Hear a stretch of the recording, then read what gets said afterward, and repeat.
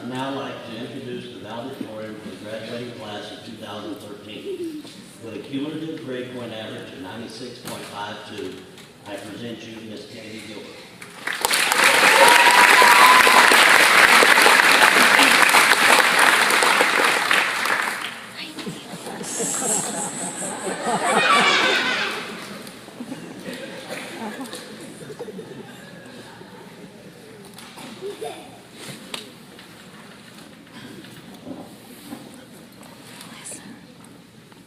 My fellow Americans, graduates, faculty, parents, relatives, undergraduates, and random people that just come to these things, good evening. Every valedictorian dreams of being remembered as the greatest valedictorian to ever step foot next to a podium. Boy, I'm in big trouble. I know some of you are out there thinking, oh great, here we go, Miss Know-It-All Chrissy Blonde is going to fill school over Save the Planet speech. Well listen here, Jack, I got this here microphone and you're going to listen to every single word I got to say.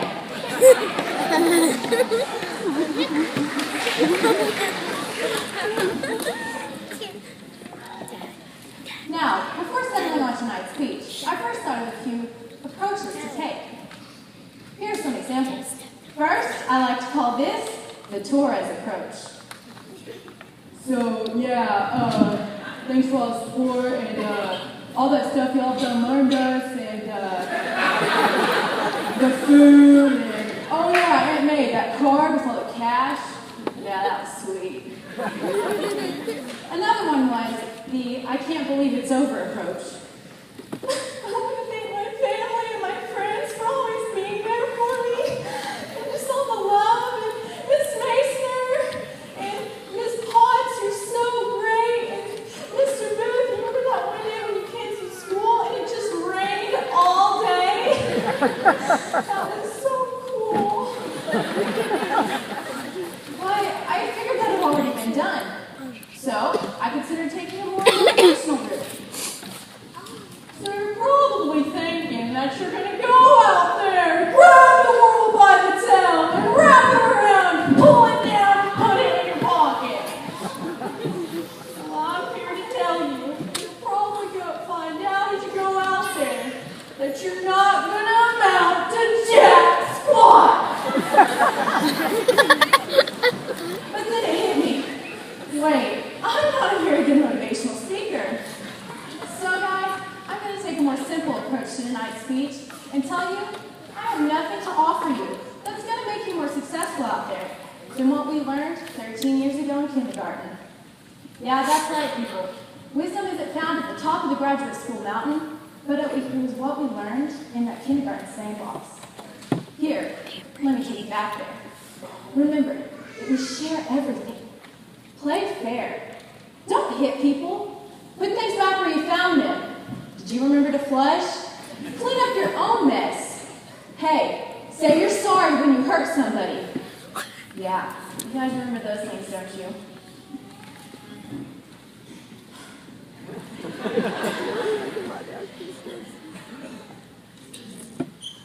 Now, before we go on and talk to you about how good milk and cookies were, these things helped us live a balanced life.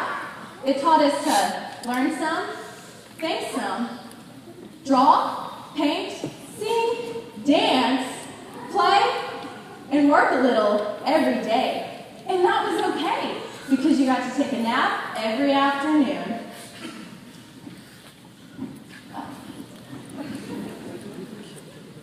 We learned to watch out for traffic, hold hands, stick together, and remember the little seed in the plastic cup? The roots grow down and the plant grows up, and nobody knows how or why, but we are all like that. Our roots grow down, and we grow up.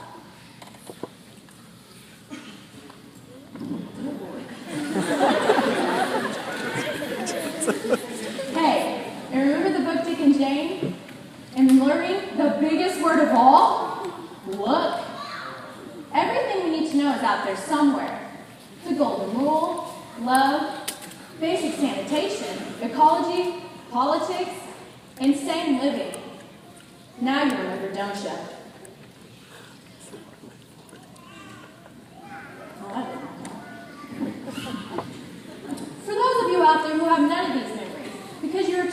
writing, "I will not slap Johnny" 100 times, all you probably recall was going home and telling your parents your teacher was mean, but fair. Then they would ask you, "Why is that?" "Well, because she's mean to everybody." And then when that didn't work, you started making excuses like, "Mom, I can't go to school today." "Why not?" "I don't feel well." "Why don't you feel well?" "In school." Then on those days you forgot your homework and used the "my dog ate it" excuse, and your teacher was like, "Do you really expect me to believe that?" "It's true. I swear it is. I mean, I had to smear it in honey first, but I finally got him to eat it." Yeah, you were that kid. Always had something smart to say. Like when your parents would ask you why you didn't take the bus home. "Because the police would make me take it back. Duh." By now, most of you have noticed that I didn't take the approach of crying and thinking everyone would impact in my life. A reason for my lack of tears is a quote I read from Dr. Seuss. "Don't cry because it's over, smile because it happened." When I read this while preparing for my speech, I felt kind of selfish to think that I would cry today standing before you all. When I look back at the memories we've shared over the past 2 years, I should be smiling for the rest of the summer. Maybe even longer if I didn't have to go to college at the end of it. But these memories are not what should be the best years of your life. That is a pain I don't wish upon any of my enemies. If sharp dissecting and essays are the best years of your life, you have done something wrong.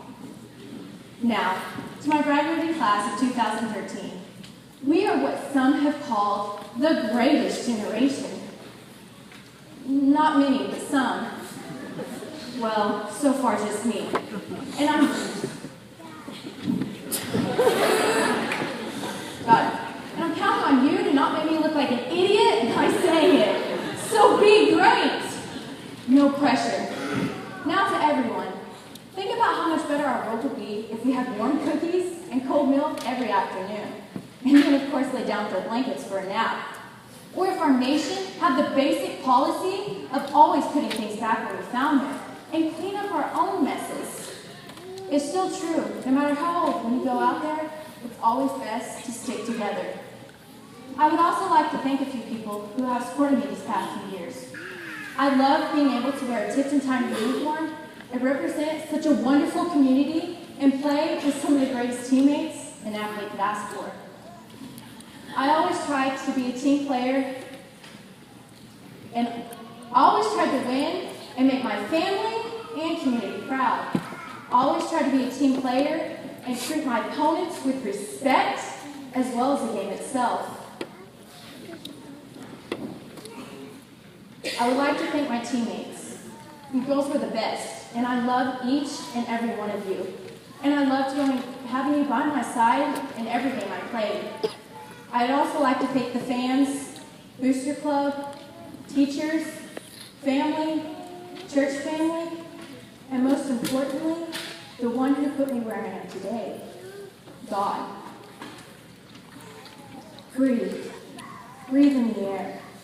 Don't be afraid to care. Leave, but don't leave me. Look around and choose your own ground. Long you live, and high you fly, and smiles will give, and tears will cry. And all you touch, and all you see, is all your life will ever be. Run, rabbit, run. Dig that hole. Forget the sun. And when at last the work is done, don't sit down. It's time to dig another one. So to conclude my conclusion, follow your passion. Stay true to yourself. Never follow anyone else's path. Unless you're in the woods and you're lost and you see a path, by all means, you should follow that. And before I walk off the stage tonight, I would like to leave you with a little something my family likes to call the Kennedy Rap. To be a survivor in this amazing race, with the need for speed, you need God's grace. And if you're desperate like housewives watching Days of Our Lives, you can't cope without hope, and that's not on a soap. If you look into Oprah or Dr. Phil, you can shop nonstop or pop a pill, but the void won't fill and the pain won't kill, so you love the one that hung in the hill. Kicking back in your lazy boy easy chair watching Who Wants to Be a Millionaire? Nah, you're not going to find it there. No American Idol or Country Tribal has a final answer that'll satisfy you. CSI ain't got a clue. SVU don't know what to do. Not the ER, the OC, nothing on a CD, TV, DVD, or MP3 can save you and me. CNN's got no good news. Here's a headline you must choose. It's not a simple life here, Simmons, treading on thin ice, living sin. You can be an apprentice for Donald Trump, or a True Factor fast food from a dump. You can be a heavy hitter, a Wheel of Fortune winner, a Fox News no-spin spinner, or a flat-out sinner. But you better check this life that you're living and make sure your sins are forgiven. I bet you 50 Cent, Elvis and Kenny win, and eventually every Black-Eyed Pea, Gwen Stefani, P. Diddy, and Britney, every wannabe on MTV with the icy bling, every Dixie chick that sings, they all gonna see the King of Kings. I don't care if you're J-Lo or Leno or Bono. One thing you're gonna know, someday you're gonna die, bro, then where are you gonna go? Hey, I'm not talking some punk junk that's relevant like your grandma's church from way back when. It's not some creature feature on TVN that should lead your life in listening. The real superstar is Jesus Christ. He's the way, the truth, and the light. One day he's gonna split the sky. He's the brightest light and the highest high. So what I came to say, and what I'm telling you, is don't buy that stupid stuff they be selling you. It's all designed to fill your head and waste your space until you're dead. Here's the bottom line to my rhyme. Give your life to God while there's still time. Go for life. Thank you.